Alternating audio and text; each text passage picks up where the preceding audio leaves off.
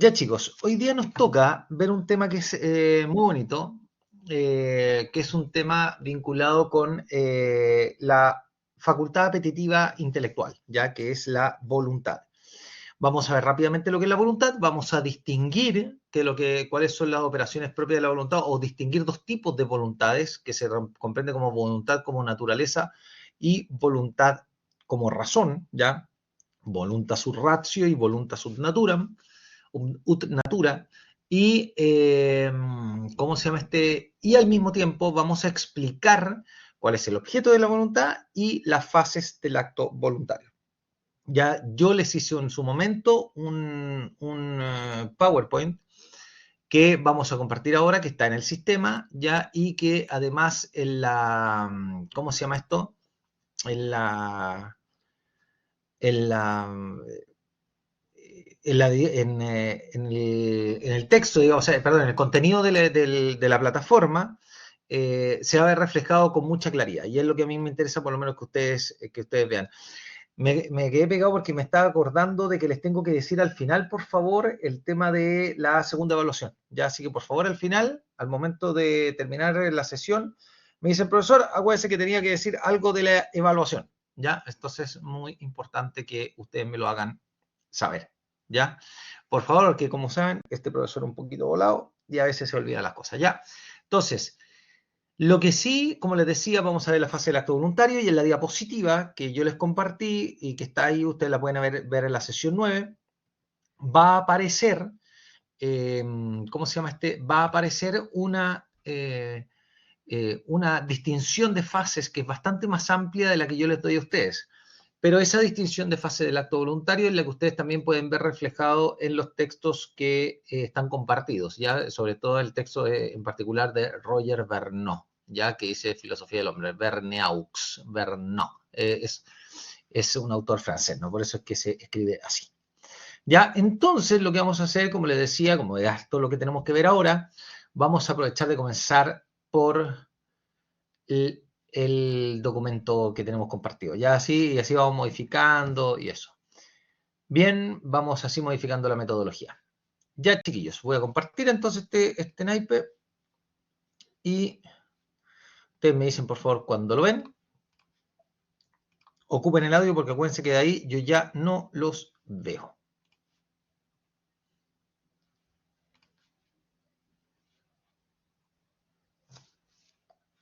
¿Lo ven, chiquillos, o no? Se ve perfecto, profesor. Ya, gracias, muy amable. Ya, entonces lo que vamos a ver ahora es la voluntad como razón y la voluntad como naturaleza. Pero lo primero es que hay que explicar que la voluntad es una facultad intelectual. Esto es muy importante. Todo ente intelectual se caracteriza por tener dos facultades propias de su naturaleza. Una es la inteligencia y la otra es la voluntad. La inteligencia es una facultad de conocimiento, mientras que la voluntad es una facultad es una facultad apetitiva, ¿ya? De una facultad de tendencia, de apetencia respecto de un determinado bien, ¿ya? ¿Qué es lo primero que uno tiene que decir de la voluntad? Que hay una, ¿cómo se podría decir? Una íntima relación, eso es lo que quería decir, una íntima relación con la inteligencia.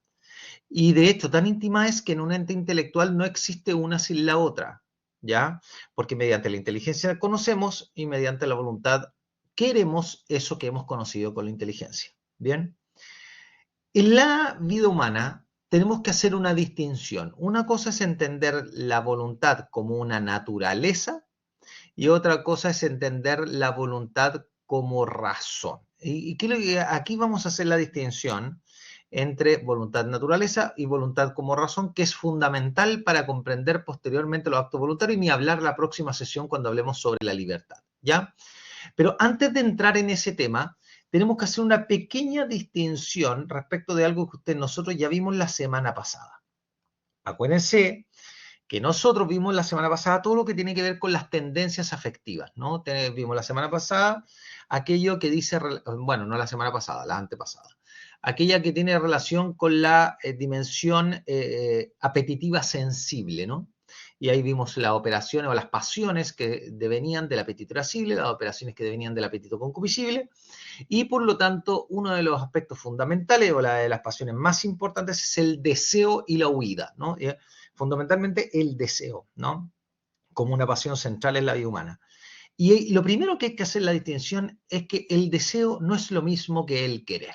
¿Ya? Esto es una cuestión fundamental porque una operación deviene de una facultad y la otra operación deviene de otra facultad. Querer no es lo mismo que desear. Uno puede querer hacer una dieta, mas no desearla. ¿Me entienden?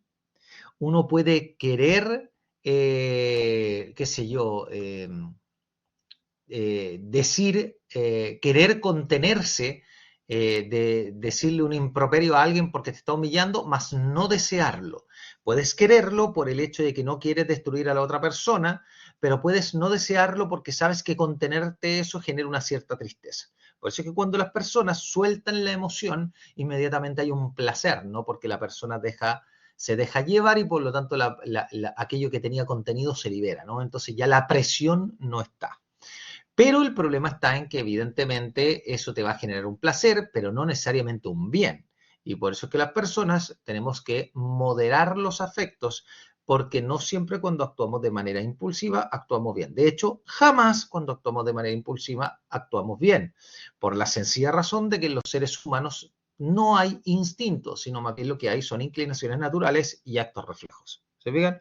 No tenemos un instinto a partir del cual, de un determinado estímulo, los hombres responden todos de la misma manera. O sea, por ejemplo, si Margarita tiene hambre, por ejemplo, no siempre va a responder a ese hambre de la misma manera. Si Margarita tiene temor, no siempre va a responder respecto a ese temor de la misma forma o como responderían todas las mujeres en el mundo. No, porque Margarita no opera por instinto, opera a partir de juicios por comparación realizados por la inteligencia. Bien, ahora bien, si Margarita es impulsiva, siempre se dejará llevar por el impulso y como no tiene, por el afecto, el sentimiento, y como no tiene instinto, siempre va a errar, porque el impulso simplemente te lleva a un objeto determinado, pero no regula. ¿Bien? O sea, no te ordena, sino que simplemente está enfocado en un objeto. ¿Bien? Ya. Esto lo van a ver mejor en ética, pero no se olviden, por favor, esto es una cuestión muy importante que ustedes tienen que tener muy presente las facultades, chicos. Cuando vayan al curso de ética, acuérdense siempre, las facultades superiores son inteligencia y voluntad, y las facultades inferiores son el apetito irascible y el apetito concupiscible, que esos son los apetitos sensibles, ¿no? Y los sentidos, que es la facultad de conocimiento sensible. No obstante, solamente los dos primeros, vale decir los apetitos, el irascible y el concupiscible, son facultades que son posibles de ser dominadas por o gobernadas por la razón, que pueden caer bajo el dominio de la razón, ¿ya? O de las facultades intelectuales de inteligencia y voluntad. Bien, entonces, como les decía, una cosa es la operación de querer, que es intelectual, ¿cierto? Y otra cosa es la operación de desear, que es de carácter afectivo. Como dice ahí, la operación de querer, que es intelectual, surge por la idea fundada por la inteligencia, ya es que es una representación abstracta del bien. O sea, usted puede querer graduarse, mas no desearlo. De hecho, no se desea obtener un grado académico, porque el deseo tiene que ver con bienes sensibles, no con bienes abstractos. En cambio, yo puedo desear comerme un Sanenús, más no quererlo porque estoy haciendo una dieta. Puedo desear comerme una hamburguesa, más no quererla porque tengo un problema coronario. ¿Se fijan o no?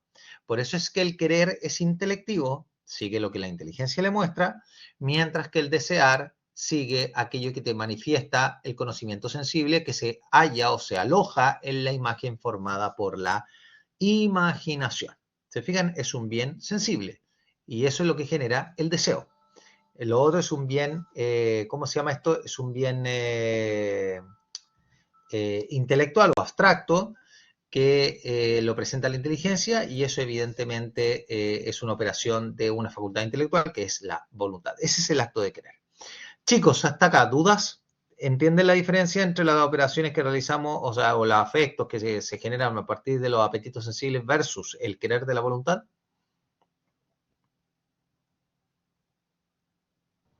Sí, profe. ¿Me siguen? ¿Sí? Sí. Ya, buenísimo. ¿Los demás, chicos? Sí, profe. Sí, profe. Ya. Acuérdense, chiquillos, que yo en un momento hice ahí hice una búsqueda respecto de ¿cómo se llama este? De libros que yo les recomiendo mucho que vayan leyendo. Este es muy bueno, ¿ah? Deseo, violencia y sacrificio, ¿ya?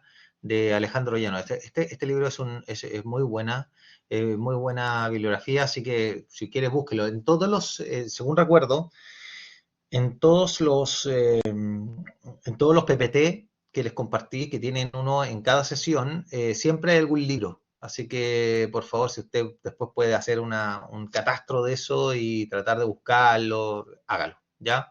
Aquí tenemos sobre la voluntad en la naturaleza de Schopenhauer, que la verdad está muy bien. Hay cosas discutibles a mi juicio, pero es un libro que es muy interesante, ¿ya? Entonces, ¿qué es lo que queremos decir acá y lo importante a partir de la distinción, ¿no? Esto que yo les estaba comentando anteriormente, que se puede querer un bien sin desearlo, como por ejemplo la dieta, ¿no? Uno puede querer una dieta, más no desearla, porque tú quieres comer chanchadas, porque además las chanchadas generalmente son más sabrosas, evidentemente. Pero al mismo tiempo, o sea, o ni hablar, cuando uno va al doctor y te dice, oye, tienes que, no sé, pues tomarte tal remedio y es un asco, no sé, o cuando tienes un dolor de guata y te tienes que tomar las gotas de Viadil que son verdaderamente cerdas. Bueno, tienes que hacerlo. ¿Se fijan? ¿Pero por qué? Porque como eres un ente intelectual, eres capaz de distinguir lo agradable de lo bueno. ¿Se fijan? Una cosa es lo placentero y otra cosa es lo bueno. ¿Se dan cuenta? Y muchas veces puedes dejar de lado el placer por buscar un bien. Puede ser que tengas hambre, pero le das tu comida a un amigo tuyo que no ha comido hace más tiempo que tú. Puede pasar. Uno puede hacer un sacrificio y como eres un ente intelectual, ese sacrificio incluso puede ser que lo hagas con gozo. ¿Se fijan?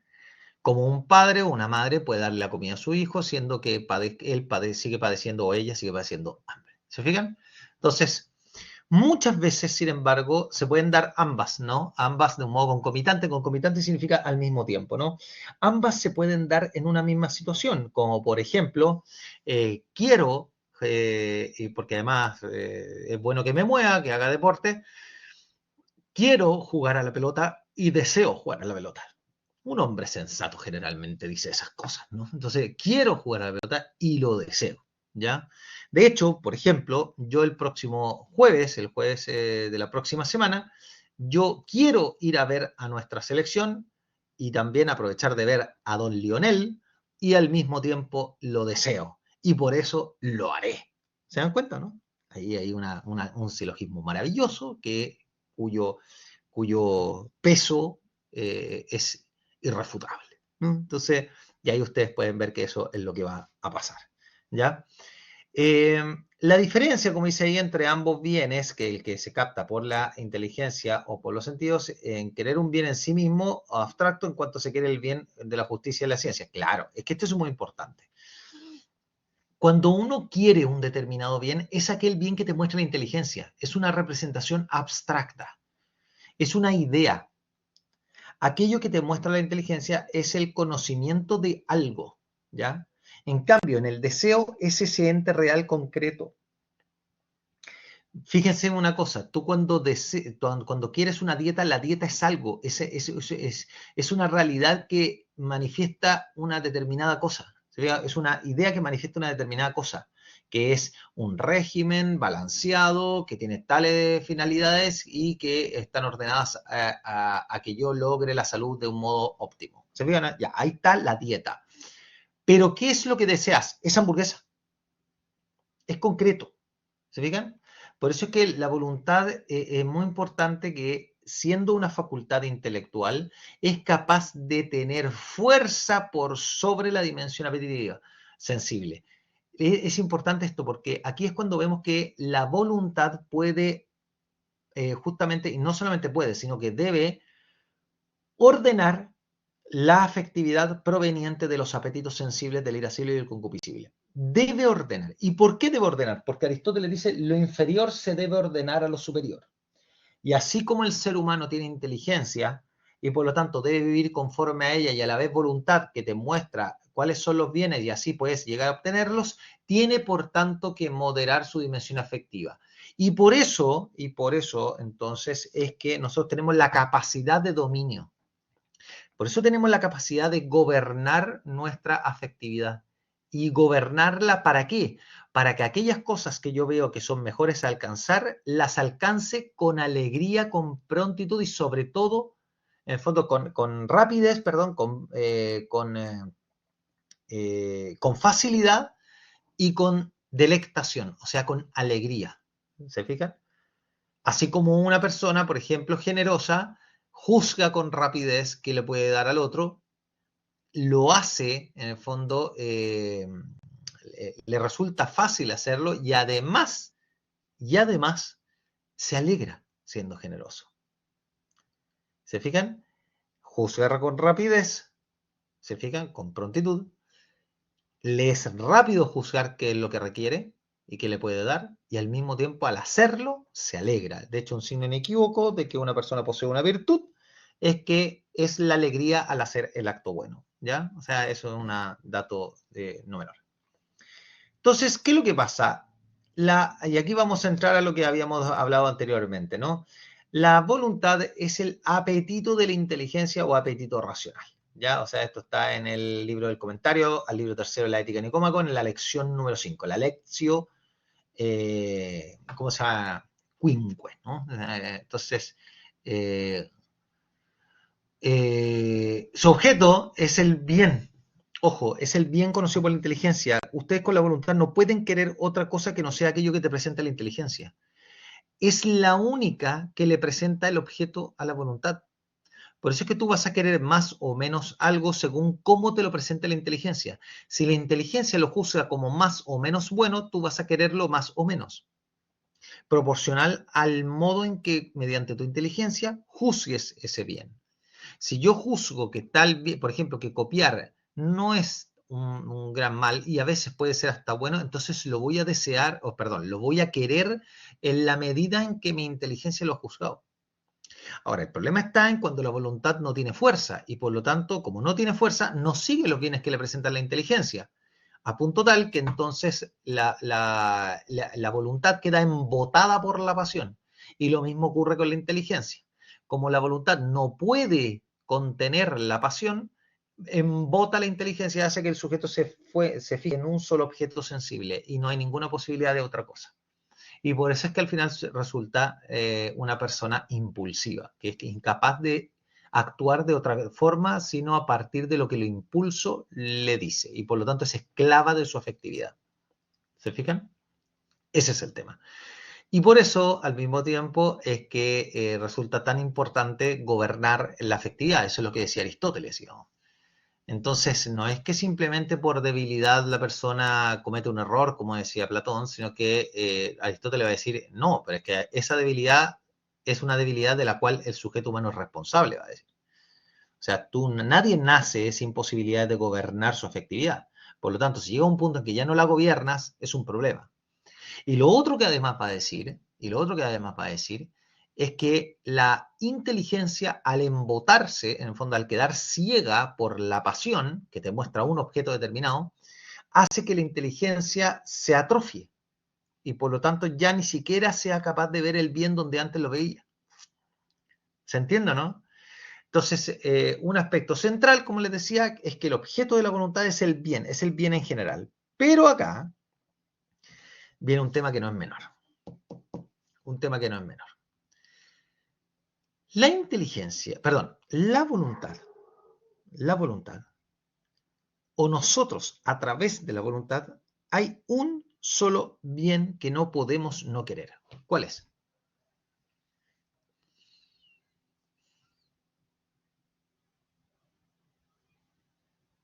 De a uno.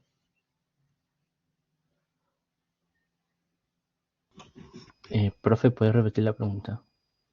Hay un solo bien que cada uno de nosotros no puede no querer. Todos queremos algo, sin excepción. ¿Qué es eso? Puede ser el bien propio, muy individualista de mi parte. No, está bien, pero ¿cuál? ¿Cuál bien propio?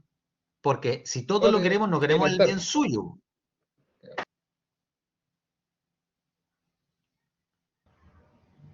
¿Vivir ¿Qué puede ser? cosa? No, ¿Usted se puede querer quitar la vida?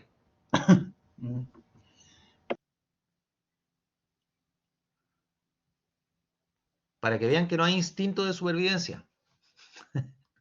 Si fuera Existe. instinto de supervivencia, nadie se mataría.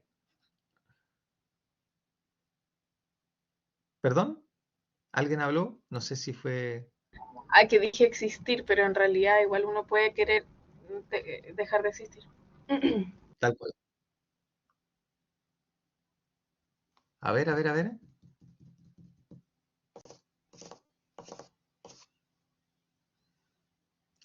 ¿Por qué razón alguien podría querer dejar de existir?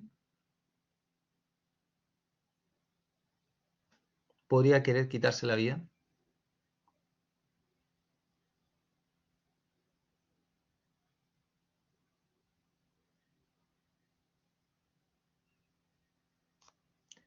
Chicos. Porque no está conforme con su realidad, puede ser. Y por lo tanto, ¿qué cree que va a pasar si al menos se quita la vida? ¿Cómo va a estar? ¿Mejor o peor? Mejor, en paz. En paz. O sea, y por lo tanto, ¿por qué quiere estar mejor? ¿Qué es lo que en definitiva busca? Felicidad. Tal cual. Chicos, hay una cosa que no podemos no querer, y es querer ser felices. Llámelo como quiera, ¿eh? Ser plenos, ser bienaventurados, ser, qué sé yo, bueno, ser felices, ser felices. Entendido esto como el máximo nivel de plenitud que puedes alcanzar. Una persona incluso que se quita la vida, lo que está tratando de quitar es aquello que le hace daño para poder estar en paz, porque entiende que en paz es estar mejor que no estar en paz. O sea, al final, hasta en el caso más extremo que operas incluso contra natura, eso no lo puedes omitir. Por eso es que por la voluntad estamos ordenados necesariamente a querer ser felices. Y ese es el bien máximo, ese es el bien último, a partir del cual se sitúa, y esto por favor grábenselo hasta el tuétano, ¿ya? Se sitúa como criterio último de elección de todo lo demás. Por eso es que ante la felicidad no eres libre, pero ante la elección de todos los demás bienes en la naturaleza, sí lo eres.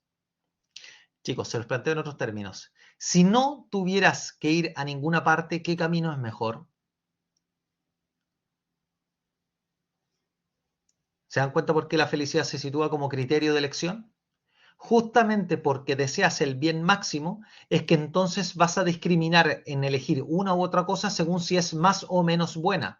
Porque eligiendo paulatinamente y verdaderamente cosas cada vez más buenas, te vas a ir apropiando en un orden creciente de ese bien último al cual naturalmente estás ordenado. Dicho en otros términos, cuantos más bienes vas apoderándote en tu vida, más feliz vas siendo. Pero no estamos hablando de bienes como riqueza, estamos hablando de bienes que realmente planifican a la persona humana. ¿Se fijan? Por eso que todos queremos ser felices, mas no todos estamos de acuerdo en qué consiste la felicidad. Porque en gran medida la felicidad es un misterio. ¿Y por qué es un misterio? Porque es la felicidad del hombre. Y como todos sabemos, y ya lo hemos visto en este curso hasta la saciedad, Margarita, por ser persona humana, es un misterio. No hay pregunta más difícil en la historia de la humanidad de quiénes somos. Y obviamente, para saber cuál es la felicidad del hombre, tienes que saber quién es Margarita en su naturaleza. Tienes que saber quién es Margarita para saber cuál es el fin último de Margarita, porque si no, ¿cómo lo vas a saber? Y como nosotros somos un misterio, en gran medida también la felicidad lo es. Pero lo importante para este momento y para la sesión de ahora, lo que estamos tratando de rescatar, y que me interesa que a ustedes les quede claro, es precisamente que ante la felicidad no somos libres, pero sí somos libres de todos los demás bienes que existen en la naturaleza. ¿Se fijan? Por eso es que el objeto, dice acá, de la voluntad es el bien en general. El bien en general. La voluntad no opera con independencia de la inteligencia. ¿Por qué? Porque es ella la que le presenta los bienes. Y las cosas las va a considerar, las va a querer más o menos. Nosotros vamos a querer, mediante nuestra voluntad, más o menos las cosas dependiendo de cómo las consideremos por la inteligencia. ¿Y por qué es así? Porque tú con la voluntad lo que quieres es ser feliz. ¿Qué significa? Estar máximamente bien. Y estarás máximamente bien en la medida en que vayas apoderándote del bien. ¿Se entiende, no? De hecho, a tal punto que a través de tus elecciones tanto te apoderas que te apropias de la perfección de esa bondad. Por eso es que la persona que actúa y va amando querer dar al otro lo suyo, es que se va apoderando de la justicia. Ya no decimos que esa persona tiene la virtud de la justicia, decimos que la persona es justa. O sea, se apropia del bien del acto. Y lo mismo, la persona que no le gusta dar nada a nadie, entonces decimos no solamente que tiene el vicio de la avaricia, decimos que es avara. Y por eso es que cuando estamos hablando de acciones que atentan contra el bienestar del propio sujeto, así como de la comunidad por su comportamiento antisocial, decimos que una persona o es buena o es mala. Y uno dice, profesor, pero ya no se habla en esos términos. Por favor, eso es justamente lo que está pasando, así como alguien se vuelve bueno en matemáticas o malo en matemáticas. Pero lo que pasa es que eso es en el orden científico. Pero en el orden moral, la bondad o maldad entra en toda la totalidad del sujeto. Y es por eso que las personas que tienen vicios morales, como puede ser la avaricia, la iracundia, son personas que tú no quieres tener en tus vidas. Y por eso es que dices con esta persona no, porque la persona toda entera es así. Distinto es que sea una persona, un amigo tuyo, que sea alguien muy amable, que te quiera con todo su corazón, pero sea malo para las matemáticas. No pasa absolutamente nada. Es más, puede ser que hasta signifique que tú le puedas ayudar y hagas un acto de amistad muy profundo con esa persona y le ayudes y pase y sea una alegría para los dos. Lo que pasa es que las ideologías han penetrado hasta lo más íntimo de la cultura. Entonces pareciera ser que ahora todo se tiene que relativizar y nadie puede hablar en términos objetivos, ¿no? Y resulta que tú lo que haces es que no te haces amigo de cualquier persona, así que no de aquellas que consideras buenas personas. Aquí, qué interesante. Y claro, las consideras así según lo que eligen, porque lo que eligen habitualmente es lo que, a partir de lo cual se van apoderando y que los va configurando como seres humanos, moralmente, ¿no? Ontológicamente, porque siguen siendo Juan o Margarita. ¿Te fijan? ¿Se entiende, no? ¿Preguntas, consultas, comentarios?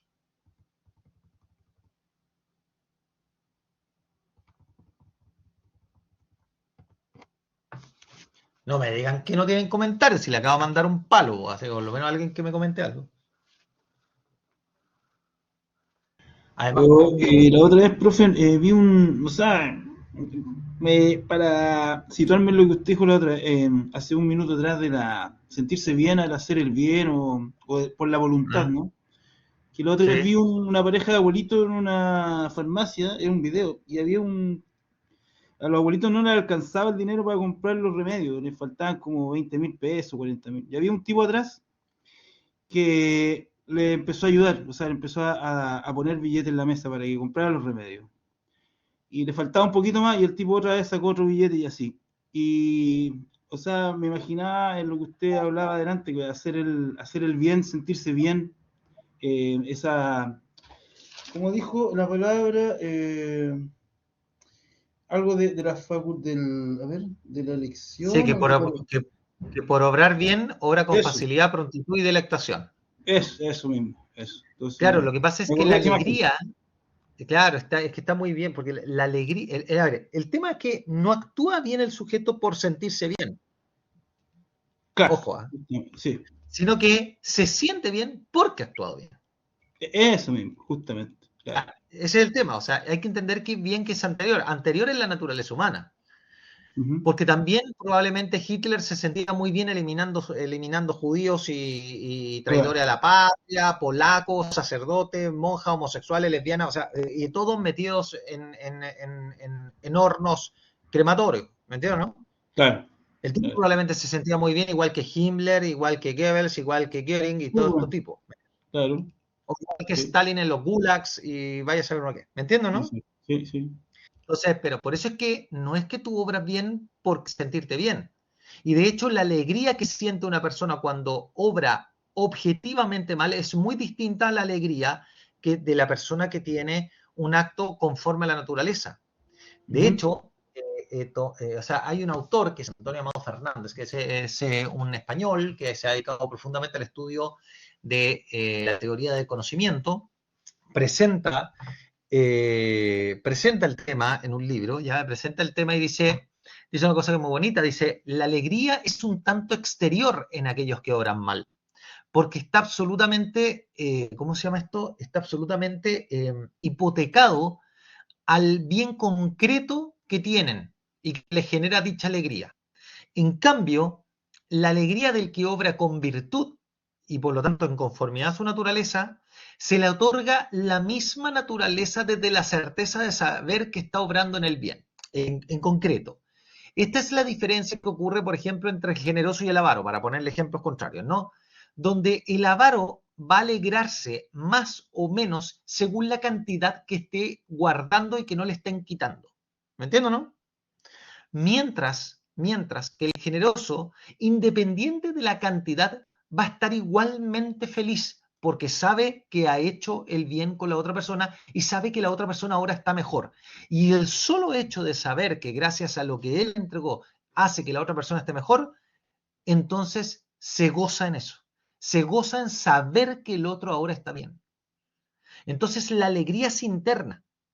No es una alegría que depende de un aspecto exterior al acto.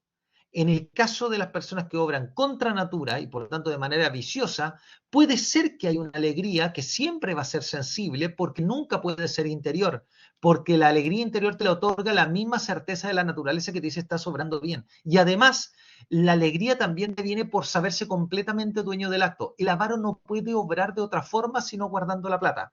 El generoso puede obrar de 1000 maneras distintas para obrar con generosidad, sea dándole plata, sea dándole tiempo, sea ayudándole a conseguirla, sea como fuere.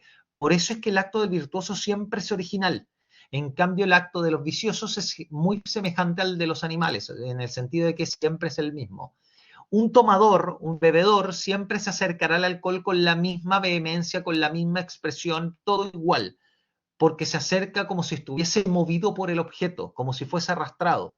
En el caso de las personas que tienen virtudes, se mueven desde sí, con pleno dominio de sí. Por eso es que la libertad se vive en la medida en que el sujeto no solamente tiene un autodominio perfecto, sino que además se mueve en conformidad a la naturaleza. Y eso es lo que hoy día es tremendamente difícil de entender para las ideologías, porque las ideologías parten de una idea y no parten de la naturaleza, donde el acto libre tiene una doble dimensión, una autónoma y otra heterónoma.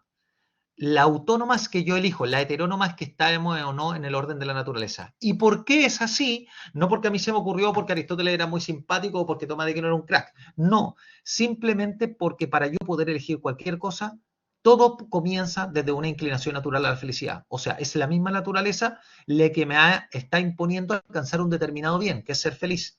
Y por lo tanto, la libertad la tengo para elegir entre los bienes que hay en la naturaleza para ser feliz. No tengo libertad para ser infeliz, tengo libertad para ser feliz, para ser pleno. ¿Se entiende, no? Y lo dije seguido y por favor no me pida repetirlo porque creo que me salió de corrido. Profe, dijo, perdón, disculpe, el No, vicioso lo que quiera. tiene una libertad, ¿cómo dijo? Una libertad heterónoma. No. Dije, el vicioso tiene una alegría, eso es lo que dije. El vicioso tiene una alegría que está subordinada a algo más exterior que en el caso de la alegría del virtuoso. ¿Por qué? Porque lo que mueve al vicioso es algo desde el exterior que lo tiene aprisionado. El vicioso es esclavo. ¿Me entiendes? Y en el caso, por ejemplo, que usted ponía de Hitler y de los nazis, Sí. ¿también es así? ¿Qué pasa ahí? ¿Cómo? También es así, ¿verdad? Pero claro que sí. Claro, ya. Claro que sí. Por eso es que van a estar, a ver, por eso es que ¿sabe lo que pasa? Por eso es que el generoso es feliz independiente de que lo aplaudan. El generoso es feliz porque sabe que ahora el otro está bien, por eso que el máximamente generoso es el anónimo. Exacto. ¿Me entiende? Entonces, este es un tema muy bonito, ¿eh? Es un tema que ustedes van a tener que trabajar ahí ¿cómo se llama esto? En ética, que yo no lo puedo ver con ustedes con detalle, pero se lo recomiendo un montón ahí que recuerden esta sesión de clases porque creo que les va a ayudar. ¿Bien? Entonces, como les decía, esto que les acabo de mencionar les va a ayudar mucho para hacer la distinción, ¿no? Una cosa es la voluntas sub ratio, que aparece aquí, perdón, la voluntas sub natura, y la voluntas sub ratio, ¿ya? ¿Qué significa la voluntas sub natura? Es el acto voluntario dirigido de manera necesaria al bien en general, o sea, es esta inclinación natural al bien. O sea, esta tendencia permanente a buscar el bien máximo. ¿Se fijan? Esa es la voluntad como naturaleza. O sea, tú no tienes mérito en eso. ¿Se fijan? Tú no tienes dominio de esa dimensión de la voluntad.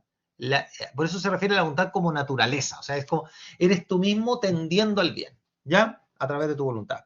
Pero por otro lado está la voluntad como razón, ¿ya? ¿Qué significa esto? Que la voluntad como razón sigue el ejercicio de la voluntad para determinar cuál es el bien concreto. O sea, la voluntad como razón es la voluntad que me dice, yo quiero este bien. ¿Se fijan? La voluntad como naturaleza, yo quiero el bien en general, ¿no? Y quiero el bien y quiero ser feliz. Bueno, y la voluntad como razón es la voluntad que yo aplico todos los días, a toda hora, en cada momento, cuando yo digo, quiero esto, quiero ahora esto acá, quiero después quiero esto otro, después quiero no sé qué. Ya, esa es la voluntad como razón, es la voluntad vinculada con la inteligencia para querer un determinado bien concreto. ¿Me entienden o no? Entonces de alguna forma son dos dimensiones de la voluntad. Una como tendencia general al bien, que es la voluntad como naturaleza, esa tendencia no la eliges, mientras que por otro lado está la otra tendencia al bien que sí escoges, que es la elección, ¿ya? De hecho, podríamos decir que la voluntad como razón prácticamente es lo que nosotros denominamos el día de hoy como libre albedrío, ¿no? ¿Se entienden? ¿Me siguen hasta ahí? Perfecto, ¿y esto por qué se...? Ahí está. Ah, no, se feneció esto, parece. A ver si... Ahí está, pues. Miren, se había muerto la... Ya, ahí está. Ya, a ver, yo acá no voy a pasar esto con ustedes. Esto no lo voy a pasar, lo vamos a pasar de otra manera. Ya, aquí yo les pongo las 12 fases del acto voluntario. Aquí les pongo dos textos muy buenos, ¿no? Perdón, un texto muy bueno y además no les puse un texto acá que creo que sí es importante, que es el Filosofía del Hombre de Roger Bernard, ¿ya? Este de acá, por si acaso, lo encuentro en internet, ¿ah? Este es Juan Fernando Sillés, profesor catedrático de Antropología de la Universidad de Navarra. Razón teórica y razón práctica según Tomás de Aquino. Si usted lo busca en internet, lo puede encontrar y se descarga fácilmente. Y ahí puede llegar a todos los cuadernos de anuario filosófico de la universidad, que yo les recomiendo, no porque yo haya escrito en la colección, porque me invitaron a escribir, sino que porque de hecho creo que fue una de las alegrías más grandes que tuve a nivel profesional en mi vida, porque esta es de las colecciones de filosofía de habla hispana o de habla castellana más importantes del mundo. Entonces, que a uno lo hayan invitado fue como una maravilla. Yo aprendí de todos estos autores y de repente me dijeron, venga a formar parte de la colección. Entonces fue como algo bien bonito. Pero bueno, la cosa es que estos libros ustedes los pueden encontrar y hay muchos de ellos que están disponibles para descargar y ustedes los tengan en su biblioteca personal. Entonces, aprovechen, busquen cuadernos de anuario filosófico por internet y la verdad es que no se van a arrepentir. Hay temas que son espectaculares, son todos textos breves, ¿ya? Son todos textos que son de, no sé, pues de 100 páginas, de 80 páginas, de 120 páginas, uno que otro un poquito más grande y otro un poquito más corto, pero generalmente andan por ahí. No se van a encontrar con uno de 250 páginas, eso no va a pasar, ¿ya? Entonces, como les decía, acá, o sea, esto yo me estoy tomando del libro de Roger Bernard, que muestra las 12 fases del acto voluntario, ¿no? Pero yo voy a restringir el análisis simplemente a 4 fases, que eso es lo que yo quiero ver ahora con ustedes. Bien, así que vamos a volver acá, ¿ya? Vamos a volver acá y vamos a ir a nuestra querida pizarrita. Se dan cuenta, este profesor de filosofía tiene un manejo de la tecnología maravilloso. Y como les dije, vamos a ver las 4 fases del acto voluntario. Lo importante, lo primero que, o sea, pongan ahí el título de la canción, fases del acto voluntario, ¿ya? Lo importante, lo primero que hay que mencionar es que en las fases del acto voluntario confluyen todas las facultades, ¿ya? Voy a anotar ahí. En las fases del acto voluntario confluyen todas las facultades. ¿Ya? Esto, por favor, es muy, pero muy importante. ¿Ya? Es muy importante, ¿vale? Porque si no está, o sea, esto es tan central que si yo no entiendo el lugar que tienen todas las facultades en esta operación, vamos a tener un problema, porque yo no voy a entender en definitiva por qué actúo como actúo, ¿ya? Entonces, lo primero que hay que señalar es que las fases del acto voluntario son 4. Son 4 las fases del acto voluntario. En primer lugar, está la intención del fin, ¿ya? La intención del fin tiene que ver con la inclinación, ¿ya? O más bien, la determinación, ¿ya? Alguien me preguntó ahí, Analicia, pregunta el bien aparente, perdón, Ana, perdón, que yo no estaba viendo el chat. ¿A qué se refiere para poder responderle?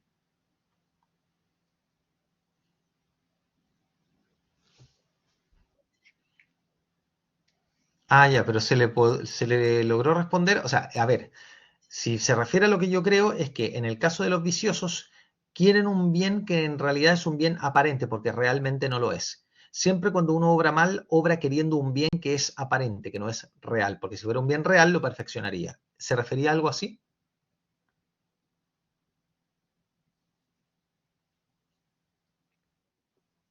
Ah, perfecto. Ya, maravilloso. Ya, perfecto.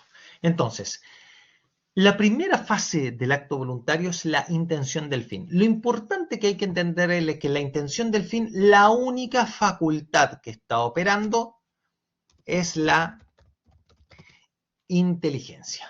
La única facultad. ¿Por qué? Porque la intención del fin no es más que determinar el objetivo. Determinar ese bien al cual pretendo alcanzar. ¿Estamos? Intención del fin, ¿ya? Intendere, ¿no? O sea, que tengo una cierta tensión o inclinación, una tendencia a ese bien que se comporta como fin, ¿ya? No puede ser, no puede comportarse como un fin si es que no es un bien, ¿se fijan, no? Porque el bien atrae, ¿no? Por eso es que Aristóteles define el bien como aquello que todos los seres apetecen. ¿Bien? ¿Estamos? Se me siguen, ¿no? Intención del fin, es lo primero que tú estableces a través de la inteligencia y lo estableces como objetivo, ¿no? Como por ejemplo, no sé, aprobar la asignatura de antropología, ¿ya? Esa es la intención, ¿ya? Aprobar la asignatura de antropología. Bien. La segunda fase del acto voluntario, es la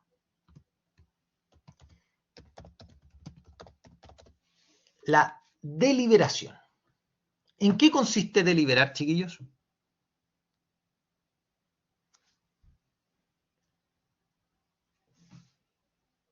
Cuando uno delibera, ¿qué hace? ¿Optar por algo? No es optar, porque ahí estás Eh, decidiendo. ya. Pero ¿qué es lo que hace cuando uno delibera? Tomar una decisión, pues, ¿no? No, ahí está tomando la decisión. Antes de eso, Eh, Emite un juicio. ¿sobre qué?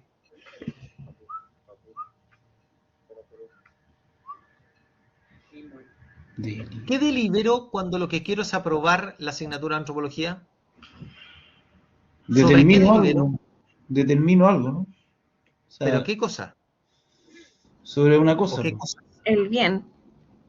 Denme un ejemplo concreto. Cuando yo delibero para alcanzar, por ejemplo, la aprobación del curso de antropología, denme ejemplos de esa deliberación. ¿Sobre qué estoy deliberando? Sobre lo mejor para mí, ¿no? Una cosa así. Y concretamente, queremos aprobar antropología. Ujú. Y por lo tanto, ¿qué cosas son las que estoy deliberando?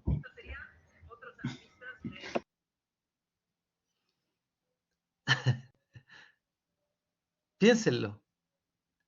Cuando uno delibera, chicos, ¿qué es lo que uno hace? ¿Qué es deliberar? Uno se libera, una cosa ¿Cómo? así, ¿no? ¿Cómo? Uno se libera. No. Una deliberación. ¿Qué es lo que es? Está como discutiendo, No bueno, en parte. Cuando uno dice el jurado está deliberando, ¿qué es lo que está haciendo? tomando una decisión. No, todavía no. Está Mm, deliberando. Pues cuando ya tomó la decisión, tomó la decisión. De hecho, está deliberando sobre qué cosa. Está analizando. y eso. Ya, ¿y qué analiza?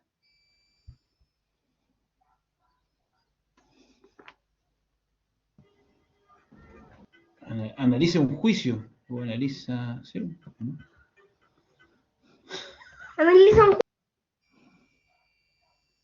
A ver, vamos. ¿Están deliberando un veredicto? Efectivamente, y por lo tanto, ¿es un solo el veredicto que están deliberando? O sea, estaban poniendo en contraposición sus ideas para llegar a una conclusión más certera. O sea, lo que están haciendo, están poniendo en contraposición. ¿Qué significa poner en contraposición? ¿Qué significa eso? ¿Qué significa analizar eso? Deliberar, Están chicos, deliberar, debatiendo. justamente. O sea, chicos, por favor, fíjense el detalle. Cuando uno delibera, uno lo que hace es ponderar. Cuando el jurado está deliberando es porque todavía no ha decidido. Cuando el jurado está deliberando, están viendo si es que las evidencias son suficientes para llegar a una decisión. ¿Se entiende, no? Están ponderando las pruebas. Están tomándole el pondus, el peso, el valor. Por eso es que las cosas antiguamente, cuando uno decía cuán valiosas son, se las pesaba. Por eso es que la moneda es el peso. Por eso es que en inglés, en Inglaterra es el pound o la libra. Porque el valor se mide por el peso desde la tradición más antigua de Occidente. ¿Entiendes, no? Entonces, por eso cuando uno delibera, lo que hace es tomar el pondus, o sea, pesar las cosas. Dicho en los términos, cuando nosotros tenemos que aprobar antropología, ponderamos todas las distintas alternativas que me llevan a aprobar antropología. Denme alternativas para aprobar antropología, por favor.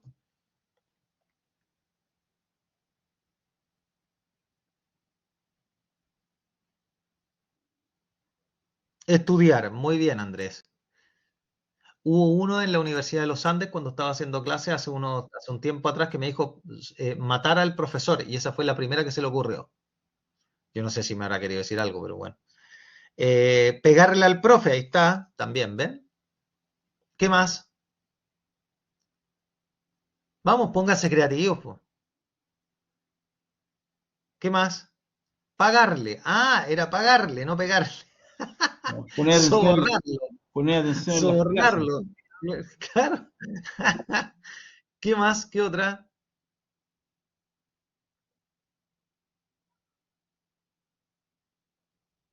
Oye, puede ser estudiar en grupo, puede ser estudiar solo, puede ser tomar clases, puede ser grabar, puede ser, bueno, don Francisco.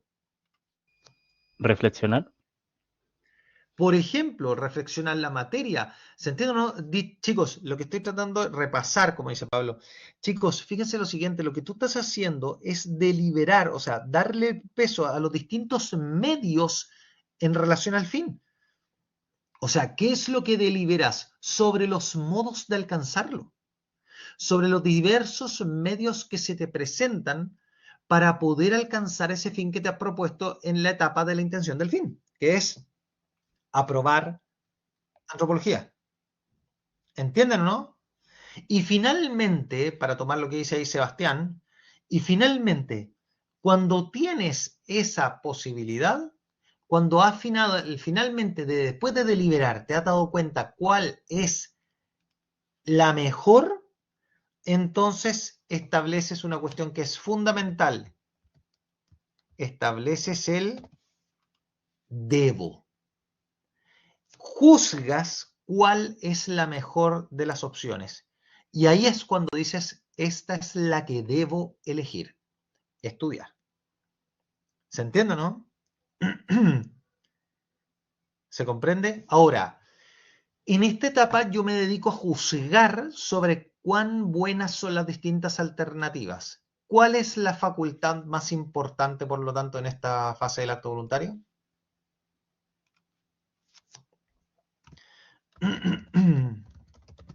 Vamos. Decidir. ¿Cuál es la facultad? ¿La inteligencia, la voluntad o los apetitos sensibles?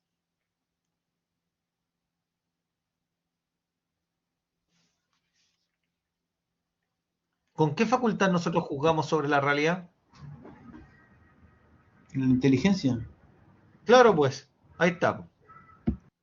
Sin embargo, ¿puede ser que su deliberación se vea entorpecida? ¿Puede ser que no delibere bien? ¿Puede Sí, ser yo que creo que esté sí. atraído afectivamente por algo y no delibere bien? Puede ser que tenga que juzgar sobre cuál es la nota que le tiene que poner a tal alumno, pero resulta que el alumno le cae bien, o resulta que tiene que venderle tiene que hacerle un préstamo a una persona que no tiene fondo y resulta que igual le da pena. ¿Puede ser que las pasiones afecten su juicio en deliberación?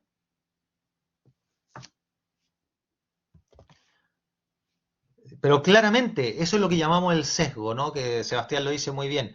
Por eso es que también aquí actúan la voluntad y los apetitos sensibles. Esto es muy importante, chicos. Aquí también en esta fase actúa la voluntad y los apetitos sensibles, pero con una diferencia radical. La voluntad tiene la labor de mantener a raya a los apetitos sensibles, porque si no los mantiene a raya, lo que va a pasar es que los apetitos van a, por la carencia de fuerza de la voluntad, van a embotar la inteligencia y por lo tanto va a generar en el sujeto, una incapacidad de ver dónde está el bien y va a actuar de modo impulsivo. ¿Se fijan o no?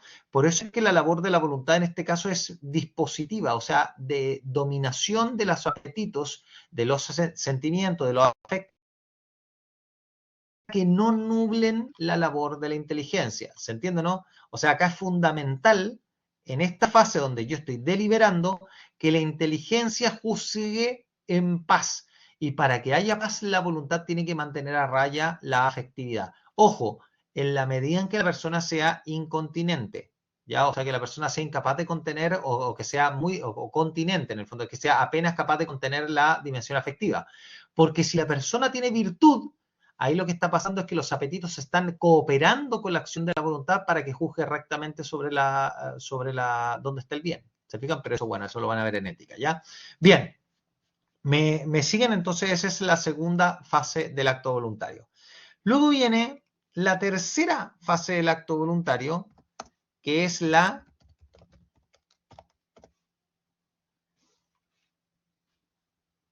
espérense.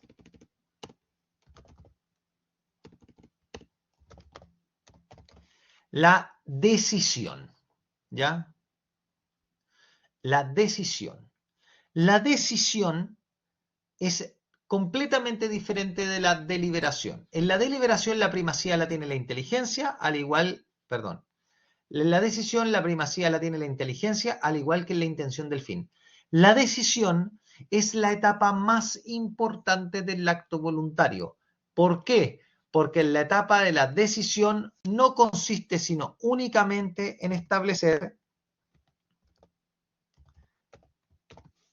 espérense que me quedó con minúscula y quería que fuera con mayúscula. En establecer el quiero. Esa es la diferencia con la deliberación. En la decisión yo establezco lo que quiero, pero una vez establecido lo que quiero, inmediatamente dejé de deliberar. Cuando tú estableces lo que quieres, ya no se te plantea ninguna otra posibilidad, por lo tanto dejas de deliberar. Por eso es que cuando decides es la manifestación más inequívoca que dejaste de deliberar. ¿Se fijan? Por eso es que uno tiene que ser muy honesto con uno mismo y no decir y no tratar de engañarse deliberando sobre algo cuando en realidad la decisión ya la tienes tomada. ¿Se fijan? Y aquí sí la facultad que tiene, como se trata de querer, miren, uno simplemente establece lo que uno quiere. ¿Cuál es la facultad que tiene la primacía? ¿Cuál es la facultad que está principalmente operando acá? ¿La inteligencia, la voluntad o los apetitos sensibles?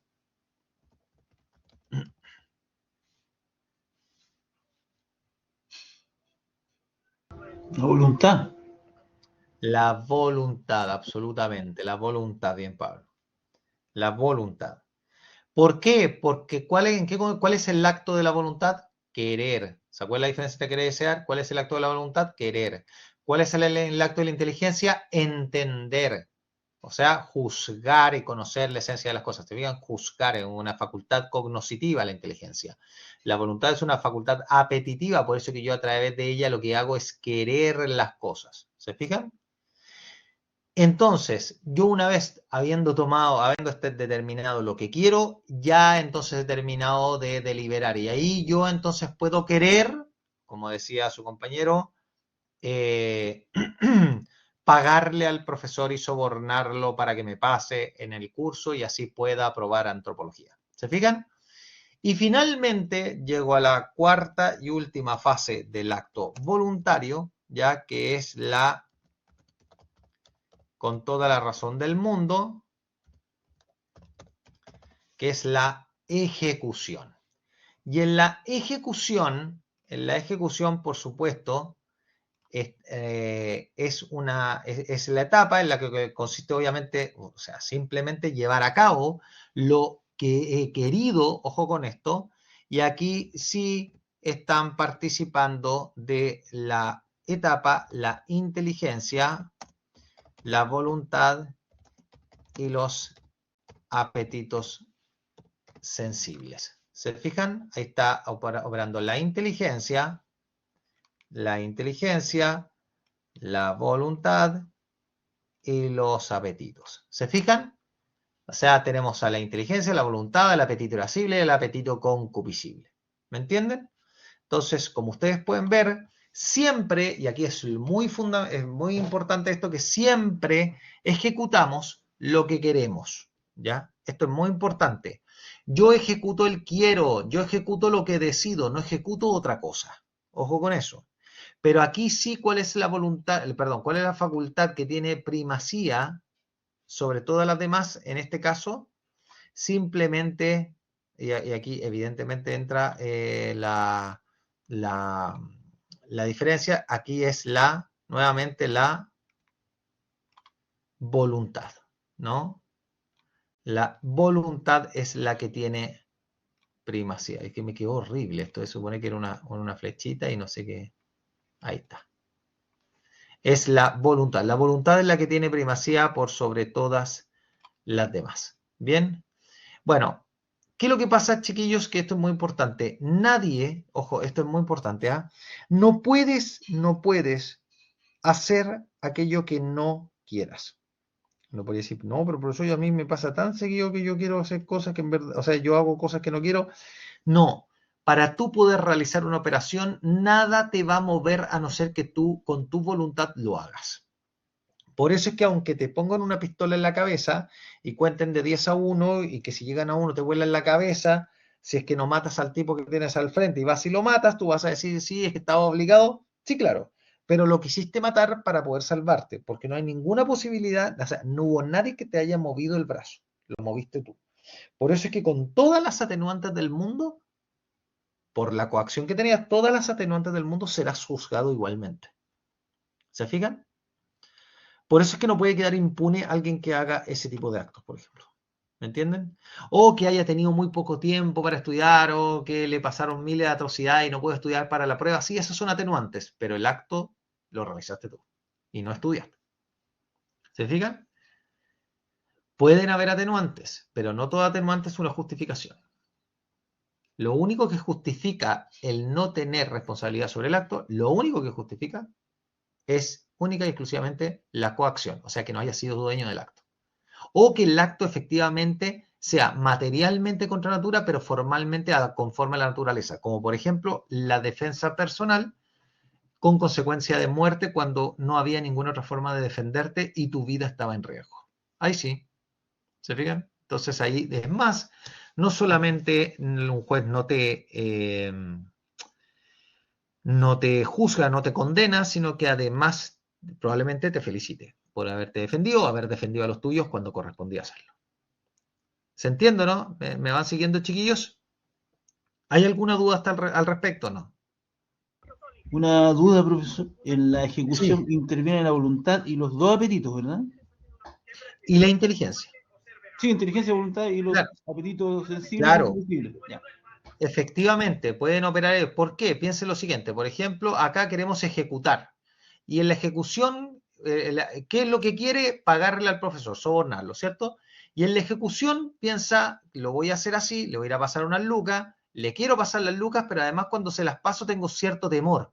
¿Me entiendes? ¿No? Porque puede ser que el profesor me quede mirando con cara de qué estás haciendo y yo entre en una especie de pánico. ¿Me entiendes? ¿No? Entonces, ahí operan todas las facultades, ¿se fija? ¿Me entiende? Entonces, eso es lo que a mí me interesa Sí. que capte. ¿Bien? Sí, sí. Eso pues, chicos. Entonces, es muy importante que capten esta dimensión, chicos, de las facultades, de la inteligencia, de la voluntad, de los apetitos, en la fase del acto voluntario, porque si no, no hay ninguna posibilidad real, de comprender cuál es el lugar que tiene cada una en los actos que realizan los seres humanos de manera autónoma. ¿Me entienden? Entonces, eso es lo central que va a ocurrir. Por ejemplo, les voy a dar un ejemplo. Yo tenía un amigo que se llama Andrés von Teuber. ¿Ya? Yo tenía un amigo que tenía serios problemas de dominio de su dimensión afectiva, ¿no? Entonces, ¿qué es lo que pasaba? Yo le tenía que andar diciendo permanentemente, contrólate, digamos, porque todas sus decisiones eran decisiones que tomaba de modo impulsivo. Y yo, por más que le decía, viejo, amigo mío, siempre vas a equivocarte al momento de tomar decisiones de modo impulsivo porque no tenemos instintos, solamente tenemos inclinaciones naturales. Pero obviamente, como era una persona viciosa, no era incapaz de ver con su inteligencia el bien que yo le estaba manifestando. ¿Me entienden? Pero eso es lo que pasa. Y ustedes pueden ver con claridad cómo todas las facultades confluyen finalmente en las operaciones de acto voluntario. ¿Ya?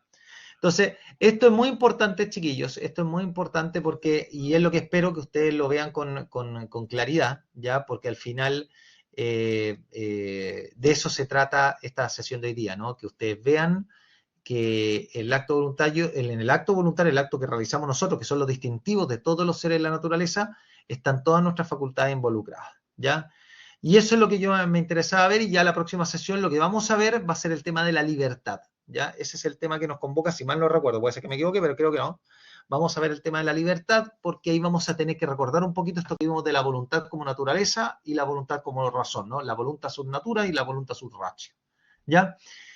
Chicos, eso es lo que yo quería un poco mostrarles el día de hoy. Espero que les haya quedado claro. Miren, terminamos 10 minutitos antes. ¿Qué les parece? ¿Ya? No sé si tienen alguna duda, alguna consulta, chiquillos. ¿Están felices, dichosos, contentos? Ustedes ya nunca han estado más felices, por lo menos es lo que ha pasado durante el día de hoy.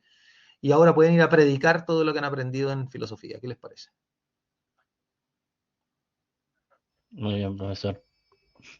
¿Les parece? ¿Les quedó claro, no? Hoy día la sesión fue más relajada. Ustedes se dan cuenta que fue como más sistemática. Y además, hasta el profesor de filosofía utilizó dos mecanismos metodológicos de ya rayando en lo absurdo a nivel didáctico. ¿Ah? Ya pues, chicos, ¿les queda Gracias. claro? ¿Dudas, Gracias, profe. consultas? Ya pues, que les vaya... Ah, pero chicos, una última cosa. Tienen que hacer la evaluación, el trabajo. Miren, me acordé yo, ninguno de ustedes me acuerda cómo es posible. La evaluación es que está en la sesión 9, aparece abajo el trabajo de sumativo. Y ahí tienen que hacer un trabajo grupal. Si ustedes quieren, lo pueden hacer grupal, máximo 5 personas, ¿ya? Pueden hacer trabajo grupal, ¿ya? Donde ahí están las indicaciones correspondientes y por favor ahí citen de la manera adecuada y como el mismo Pablo nos había mencionado anteriormente, ¿ya? Léalo bien, cualquier consulta se la hacen directamente a Cristian Hurtado, ¿ya? Pero no se olviden, por favor, tienen esta semana y la otra para mandarme el trabajo. Ya es un tema sencillo, o sea, un tema amplio, pero la idea es que ustedes lo puedan desarrollar y escojan el tema que más les gusta dentro del tema del conocimiento humano. ¿Vamos? ¿Les queda claro el conocimiento sencillo y el conocimiento intelectual? Ya pues, chicos, les mando un abrazo inmenso. Que estén Muchas muy, gracias, pero muy profesor. bien. Buenas noches. Igualmente. Gracias. Buenas noches. Cuídense mucho. Buenas noches. Gracias, profe. Chao. Buenas noches, descansen.